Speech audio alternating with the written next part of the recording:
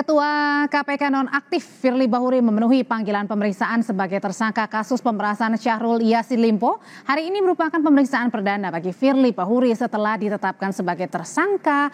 Lantas, akankah polisi menahan Firly usai pemeriksaan? Dan apakah Firly bisa dijerat dengan sanksi pidana seumur hidup? Sudah ada mantan pimpinan KPK, Saud Situmorang, dan pakar hukum pidana Abdul Fikar Hajar bersama kita sore hari ini. Pak Saud, selamat sore. Pak Fikar, selamat sore. Selamat sore, Mbak. Oke, sebelum kita ke substansi pemeriksaan Firly hari ini, saya mau tanya dulu, Pak Saud sudah 2 kali kan, kemarin terakhir diperiksa pada saat Firly juga sudah ditetapkan sebagai tersangka. Sebenarnya pemeriksaan kemarin itu yang beda dari sebelumnya apa sih, Pak Saud? Ya, pertama kan itu waktu itu masih belum tersangka ya, jadi masih yang umum-umum dikaitkan dengan tugas-tugas atau potensi pelanggaran yang dilakukan bersangkutan dikaitkan dengan pasal 36 dan 65. Karena waktu itu mungkin penyidik bisa saja terpengaruh dengan saya di sejumlah media kan mengatakan foto itu membuktikan bahwa ada potensi pelanggaran pasal 36 dan 65 yang nggak boleh bertemu dengan pihak berperkara dengan alasan apapun.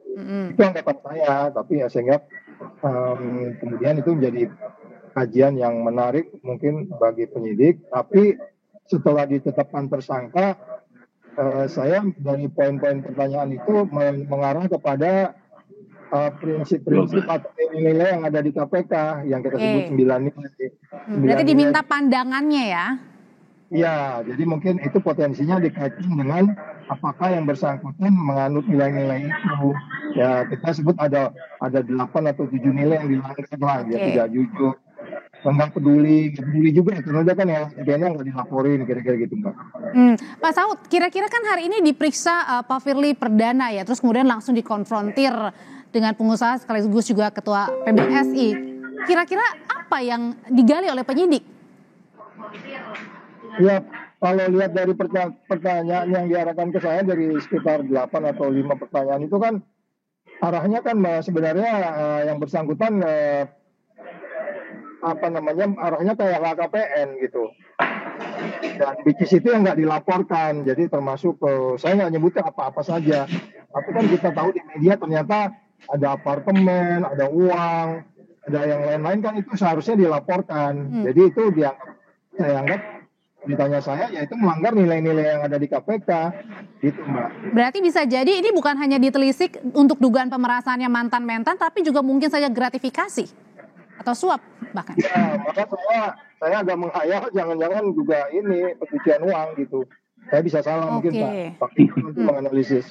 Oke, saya langsung tanya ke Pak Fikar ya. Pak Fikar, kalau gitu jangan-jangan bukan hanya dugaan pemerasan nih yang lagi dibidik oleh penyidik, jangan-jangan ada juga gratifikasi atau suap? Ya, bisa jadi ke arah sana gitu. Tetapi ketika saya diperiksa tekanannya itu pada pemerasannya ini, ya tekanannya pada pasal 12E-nya itu, gitu. Di samping pasal 36, ya mestinya sih digandeng, ya karena kan sebenarnya lebih mudah pasal 36 kan itu delik formil. Ketemu saja, nggak usah ada akibat apa-apa itu sudah kejahatan gitu ya. Komisioner KPK ketemu orang yang berperkara atau tersangka itu sudah kejahatan. Nah, dan itu 5 tahun. Sebenarnya itu kan delik formil, artinya tidak perlu ada akibat apa-apa. Tetapi yang 12E yang pemerasan itu tekanannya pada meskipun Pak FB-nya tidak mengaku gitu ya, tidak mengakui, tapi kepolisian sudah punya banyak bukti gitu ya, terutama soal penukaran valuta asing. Penukaran valuta asing oleh orang-orang sekitarnya begitu. Nah, itu yang saya kira polisi sudah sangat kuat gitu punya alat bukti itu. Nah, dan dari keterangan mereka yang di sekelilingnya itu ya jelas mengarah pada tersangka begitu, Mbak. Tapi karena pertanyaan berikutnya yang masih saya tanyakan dan cecer nih, kenapa pada saat pemeriksaan perdana ini justru dikonfrontirnya dengan pengusaha hotel besar yang juga merupakan mantan ketua PBSI? Apakah yang dibidiknya hal lain di luar dari kasus pemerasannya, atau dan satu lagi nanti akan dijawab oleh Bapak-bapak, akankah Firly Bahuri akan ditahan di pemeriksaan perdana nanti? Pak Saud, Pak Fikar akan jawab, tetaplah bersama kami di Kompas Petang.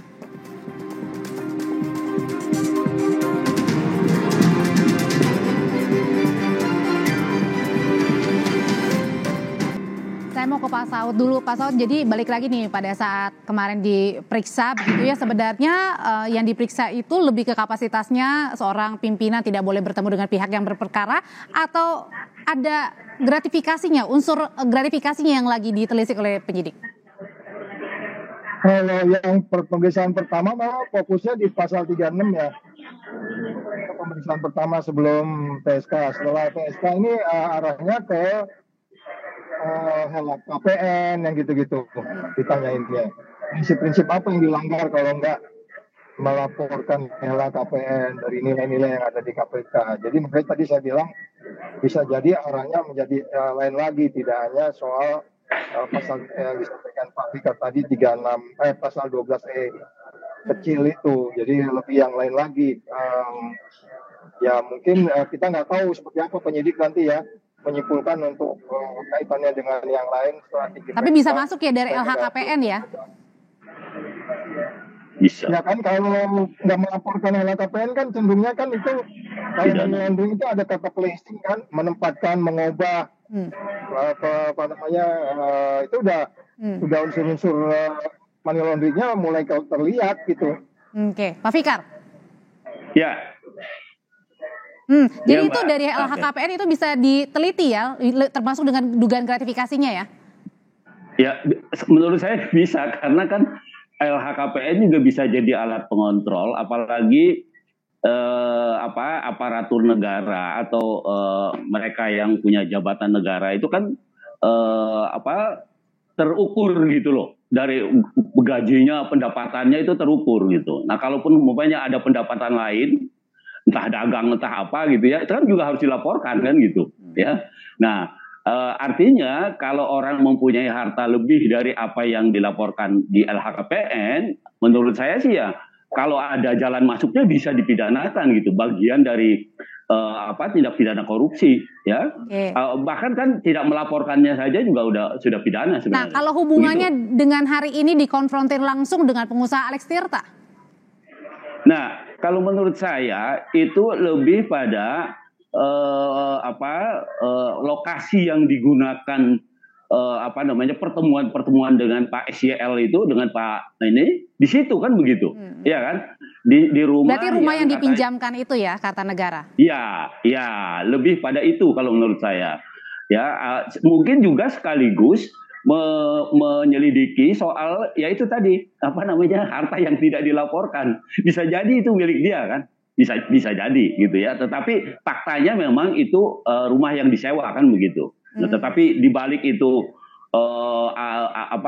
mungkin itu miliknya atau apa, makanya mungkin polisi mengejar ke pemilik rumahnya gitu ya, ke orang yang ditempatkan sebagai pemilik rumah. Nah, kalau ada umpamanya keterangan yang ini kan kita yakin lah polisi bisa menggali itu gitu ya, kalau memang ada pencucian uangnya atau ada harta yang tidak dilaporkan termasuk rumah di Kebayoran Jakarta Selatan itu, ya saya kira itu polisi bisa menambah dengan pasal yang lain selain pertemuan dan pemerasan itu tadi. Begitu Mbak. Oke, Pak Saud, sebenarnya apa sih kira-kira yang membuat penyidik ini lama menangani kasus ini, termasuk terakhir penetapan tersangka, diperiksa lagi, sekarang juga belum ditahan? Ya tentu kan kalau dari sisi materialnya kan cukup kuat ya disampaikan Pak Fikar tadi. Tapi soal formil kan kita memang harus hati-hati. Kita paham di situ. Tapi kalau melihat sekarang perkembangannya kemana-mana, ada isu-isu yang disebut ergen, kunci-mengunci dan seterusnya, sehingga kan muncul ketidakpastiannya tinggi gitu. Makanya ketika kemudian saya ditanya pasaran Pak Saud, ya saya bilang penyidik walaupun mereka punya subjektivitas, tapi kalau saya ditanya, udah hari ini udah aja langsung ditahan aja gitu biar ketidakpastiannya menjadi kecil. Karena ini kemana-mana sekarang harinya, jadi publik juga jadi kemarin malah di beberapa media saya lihat mereka udah mulai nanya ujungnya. Jadi masalahnya ini ragu nih, ujungnya kemana. Jadi ini kan ketidakpastiannya jadi macam-macam ya. Jadi makanya kalau ditanya saya bagusnya hari ini karena kalau memang cukup dan subjektivitas penyidik cukup, kita nggak bisa pengaruhi juga mereka. Tapi kalau saya ditanya sebaiknya ya segera, kemudian segera cepat dilimpahkan, dalam hal ini ya ditahan gitu. Kalau Pak Fikar punya pandangan sendiri, Pak Fikar juga kan termasuk yang diperiksa sebagai ahli ya. Kira-kira kalau waktu itu apa sih yang membuat penyidik ini lama atau terkesan berhati-hati? Menurut saya mestinya sih tidak harus begitu gitu ya. Kalau saya tadi juga tanya. Artinya bisa lebih cepat gitu ya? Iya, kenapa sih lama? Banyak Pak, saksinya 100 lebih dia bilang gitu kan. Nah itu yang ya jawaban yang formal seperti itu gitu. Tetapi sesungguhnya sebenarnya bisa lebih cepat gitu. Kan bukti permulaan itu kan hukum kan juga menerapkan cukup 2 alat bukti. Nah, bahwa banyak tambahan yang lain ya silakan gitu. Ya tetapi dengan 2 alat bukti itu sebenarnya ya bisa langsung melakukan upaya paksa yang lain gitu ya selain ini. Saya juga sependapat ya bahwa seharusnya ya ini ada upaya paksa yang dilaksanakan ya. Saya sependapat dengan Pak Saud ya. Karena apa? Potensi sebenarnya meskipun sudah dinonaktifkan menurut saya potensi menghilangkan alat bukti itu sangat tinggi gitu loh. Itu potensi itu. Kalau lari sih mungkin nggak bisa lari lah karena sudah dicekal kan gitu ya.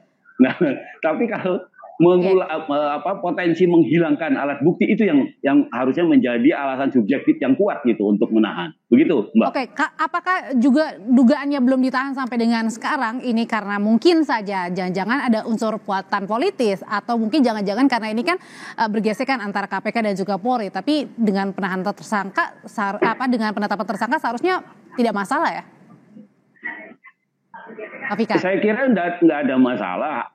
Ya, saya kira nggak ada masalah, apalagi pengendali ketua KPK sementaranya kan udah orang lain. Artinya Pak Firly atau tersangka ini sudah tidak punya akses menentukan apa-apa di KPK gitu. Ya, artinya KPK itu sudah menurut saya ya bukan bersih. Maksud saya sudah inilah penghambatnya sudah hilang gitu. Artinya KPK tidak bisa lagi jadi faktor yang menghalangi tindakan yang akan dilakukan terhadap tersangka ini gitu. Nah, karena itu sekarang tergantung pada kemauan polisi gitu. Ya, dasarnya sudah ada, dasar objektif, dasar subjektif sudah ada gitu. Artinya sudah mencukupi gitu. Nah, sekarang tinggal niat baiknya bahwa serius atau enggak kan begitu. Iya kan? Begitu, Mbak. Kalau menurut Pak Saud sendiri dugaannya saat perdana hari ini diperiksa langsung ditahan atau belum? Pak Saud? Masih di mute? Maksudnya gimana? Ya. Halo, enggak ini udah. Maksudnya? Iya, Pak Saud, masih diperiksa nih Pak Firly di Bareskrim. Hari ini kemungkinan besar akan ditahan atau belum? Pak Saud?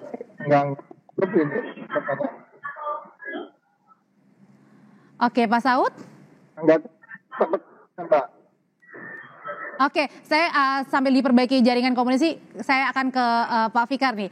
Pak Fikar, apakah sebenarnya tadi kan dibilang sudah ada 2 barang bukti ya, terus kemudian sejauh ini apakah ada bukti-bukti lain juga yang menguatkan bukti dugaan pemerasan atau gratifikasi atau suap pada Firly?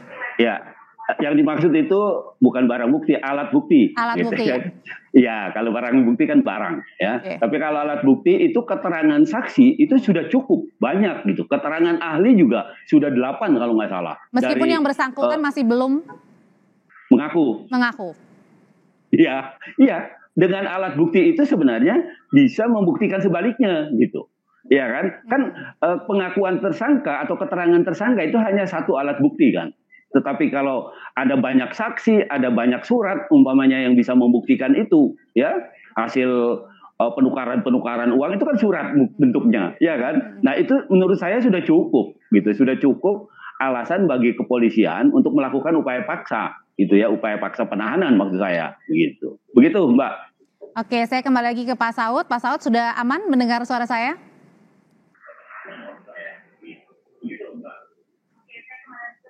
Iya, masih di mute Pak Saud?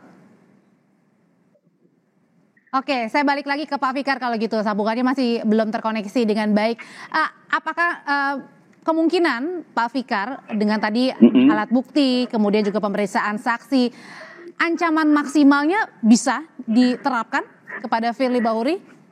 Karena ini adalah nggak main-main Ketua KPK. Ya, ancaman maksimal itu adalah ranahnya peradilan. Dan ranah peradilan itu adalah penuntut dan majelis hakim gitu ya, artinya penuntut bisa menuntut maksimal umpamanya seumur hidup, itu tadi 20 tahun atau seumur hidup umpamanya, tetapi juga putusannya akan tergantung hakim sejauh mana hakim mengapresiasi fakta persidangan gitu ya, meskipun di lain pihak terdakwa sendiri atau Pak Firly sendiri punya hak untuk membela diri, boleh, nggak ada masalah gitu, karena itu memang mekanismenya seperti itu. Tetapi saya kira di pengadilan ini baik jaksa maupun hakim, saya percaya akan menggunakan upaya yang maksimal gitu ya dalam menerapkan ini, karena ini terus terang saja juga menjadi taruhan soal reputasinya KPK. Maksud saya nama baiknya KPK. Meskipun secara reputasi tidak secara langsung gitu, tetapi nama baik KPK sudah begitu dicemarkan gitu. Kewenangan yang begitu besar yang memang sudah diantisipasi oleh pembuat undang-undang terjadi juga gitu. Itu kan juga mengherankan sebenarnya. Iya. Oke, balik lagi ke Pak Saud. Semoga jaringan komunikasinya sudah baik, Pak Saud. Kita balik lagi ke masalah ini ya, belum ditahan. Tadi juga dimintanya untuk ditahan karena bisa saja menghilangkan barang bukti. Sebenarnya barang bukti apa yang kira-kira bisa dihilangkan? Kan toh semua alat buktinya sudah ditahan semua oleh penyidik. Dan dia juga sudah dinonaktifkan, Firly ini, Pak Saud. Masih di mute, Pak? Masih di mute audionya Pak Saud. Silakan Pak. Bentar diambil ya. Oke, masih belum terkomunikasi dengan baik. Oke, baik. Saya kembali ke Pak Fikar kalau gitu. Pak Fikar, apa sih yang kemudian bisa menjadi pesan ya buat sekarang KPK begitu, ketua KPK-nya terjerat dalam kasus dugaan pemerasan. Apa yang menjadi PR besar saat ini untuk bisa segera dilakukan? Saya kira ada yang bilang Dewas ini tidak kelihatan gitu kerjanya atau aktivitasnya gitu ya, yang akhirnya diambil alih oleh penegak hukum, oleh Polda Metro Jaya gitu ya, diambil alih oleh Polda gitu. Nah, saya kira ini bisa menjadi bahan untuk mengevaluasi tentang peranannya Dewan Pengawas gitu ya, meskipun umpamanya kemarin Pak bekas Ketua KPK Pak Agus bilang sebenarnya lebih efektif pengawas internal. Itu lebih efektif karena bisa setiap saat memeriksa gitu. Begitu dipegang Dewas ini ya dipanggil tapi tidak terlihat apa ada taringnya belum ya. Iya, belum ada taringnya begitu. Nah, karena itu menurut saya bisa dievaluasi ke depannya. Begitu, Mbak. Oke. Pak Abdul Fikar Hajar, terima kasih untuk berbagi pandangan serta Pak Saud Situmorang. Terima kasih juga, sehat selalu semuanya Bapak-bapak.